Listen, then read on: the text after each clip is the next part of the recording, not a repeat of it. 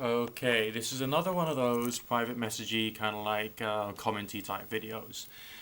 I'm not going to tell you who this one's from because I don't think I should. I'm going to say the words which are basically in the private message itself, and then I'm just going to talk about stuff, okay?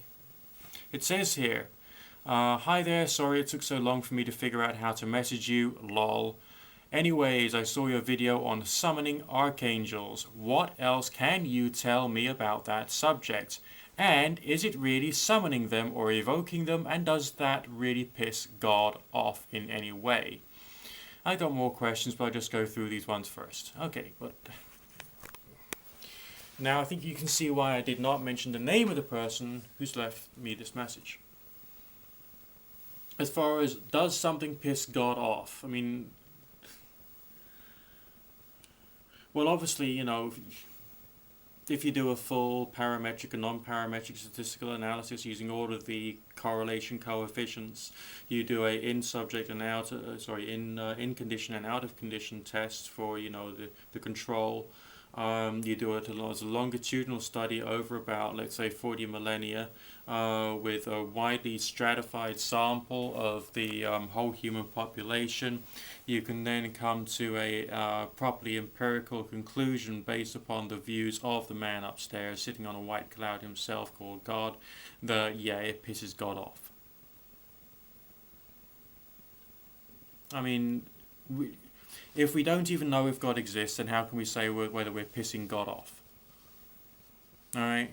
There's no way of saying. Some people will turn around to you and say in a very sort of, oh, I'm a wise person, sort of like tone of voice, yes, it will upset God, you can't do that, it will upset the goddess, and we can't do that, or we don't want to do that on the dark side of the moon because it will upset the goddess of the moon. And the people who are like that are thick. They're stupid, they're trying to control you, they're trying to brainwash you, and they're trying to bully you because they are that quality of person. They are unpleasant, undesirable individuals, and don't listen to them because they're full of shit. They're just trying to control you for their own sick, twisted personality reasons, and there's nothing good about them whatsoever. Do not listen to them, do not trust them, do not respect them, do not have anything to do with them. They are scum. Oh, I'm glad I've got that out of my system. Right, just like dogmatic extremist fundamentalist wankers are dogmatic extremist fundamentalist wankers no matter what they believe. Alright? Right, is it really summoning them or evoking them? How are we supposed to know? By what standards? There are people who are superstitious, and by their nature, they say, oh yes, the angel was here. Yes.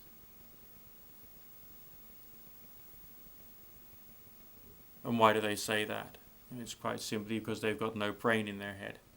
At all.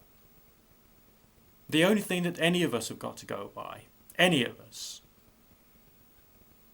is a handful of strange experiences that we've had, or the reports of other people, some of which may be beliefs or mythologies present in society. Okay? Or religions, or new religions, or an invented religion, or a sub-cult, or other forms of invented interpretations of the world, which are, of course, bollocks. Because they're invented, because they are an attempt to understand the universe rather than necessarily the facts of nature. And whatever's real in the universe remains real no matter what people believe or what people don't believe or what people choose to believe. So if you were to ask me in accordance with my own religious interpretation, does it piss God off and do they really appear? Then basically I would give you my own personal theological interpretation, which would of course be factually inaccurate. Because all interpretations of the way the world works is factually inaccurate. Because it's just an interpretation of the way the world works. Alright, it's not actual hard and fast facts. And you just got to get yourself clear, especially when you're dealing with theological issues like these. Okay. What else can I tell you about this subject? That if you play around with it and you practice enough, using things which come out of various different traditions, maybe you can have a personal strange experience.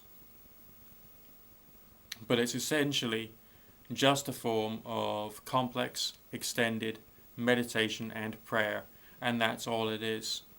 It is a form of religion in action. And I think we got to be rational about that, rather than to say, oh, I had the experience, therefore there was definitely an angel there. Yes. Just like a standard, like, brain-dead New Age occultist who doesn't understand the fact that there is a morality in life and in everything that you do, including everything that you say and everything that you broadcast and every form of media that you create, because it all has an effect in adjusting people's realities or perception of reality, and therefore can drive people insane, and is therefore quite dangerous.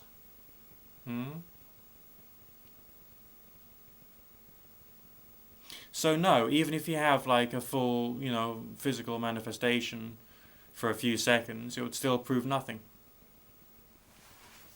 If more than one person sees it, it would still prove nothing, objectively and scientifically. But the fact of the matter is, the experience will happen. And there may well be other experiences associated with it too, which will then cause you to ask questions, but questions are not answers. Alright? A question is not an answer. If I was to turn around to you and say, does that mean that the Archangel Gabriel was there? That's not the answer. That's a question. Or, one of these conspiracy theorists who might turn around to you and say, well, does this prove that the Illuminati was there? Does this prove there's a great conspiracy? Does this prove that there are reptilian aliens in the White House? And all these does this prove type statements.